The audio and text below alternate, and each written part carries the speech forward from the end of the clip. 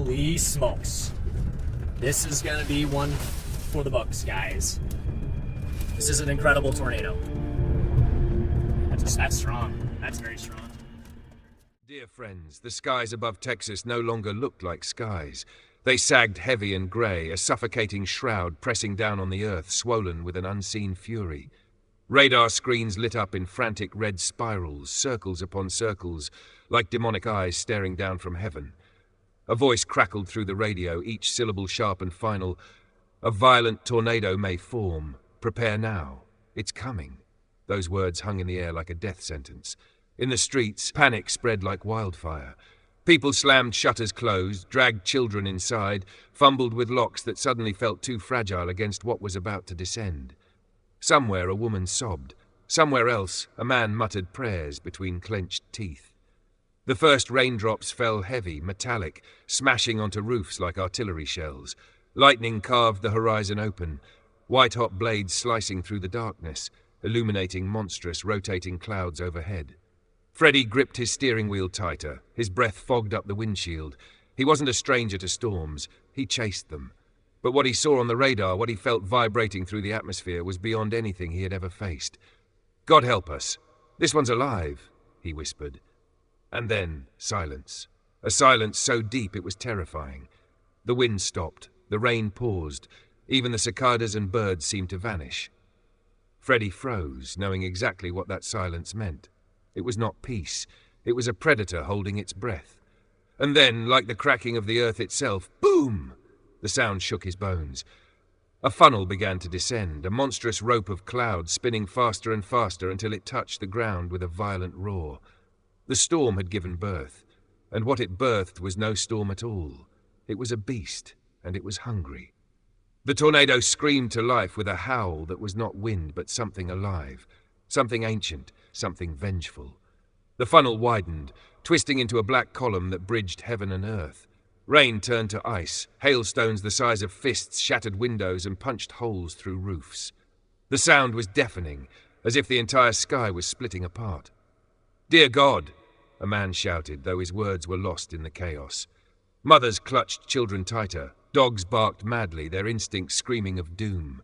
Sirens wailed, blending with the roar of the monster until all became one terrible symphony of annihilation. Freddie's truck shook violently as he edged closer, windshield wipers flailing against the torrent. His heart pounded. He could see it now. This wasn't just wind. This was something unnatural, a living vortex. It moved with purpose. It hunted. On the horizon, houses exploded into splinters. Roofs tore away like paper. Cars spun helplessly in the air before crashing down in twisted heaps. A massive oak tree, centuries old, was ripped from the ground, roots dangling like torn veins. Freddie gasped as lightning illuminated the funnel. Inside the whirling mass were beams, doors, shards of people's lives spinning like toys. He pressed record on his camera, hands trembling. This is insane, he muttered, voice half awe, half terror.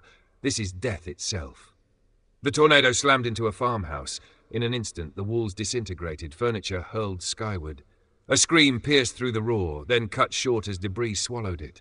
Freddie's stomach turned. He wanted to look away, but couldn't.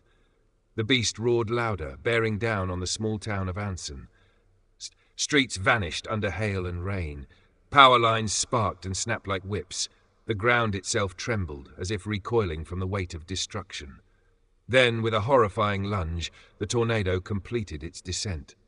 No longer forming, no longer threatening, it had fully arrived. And it was merciless. In a small house on the edge of town, the Lambert family felt the world collapsing around them.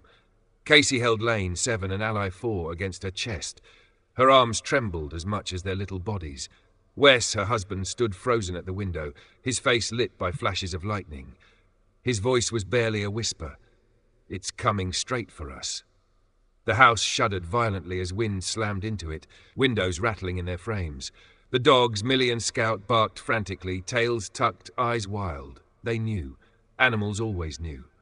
"Get to the closet," Wes shouted, snapping out of his trance. He scooped Ally into his arms while Casey dragged Lane, both kids crying now. They rushed into the narrow closet at the center of the house, pulling the dogs in with them. The space was suffocating, pitch black, walls pressing close.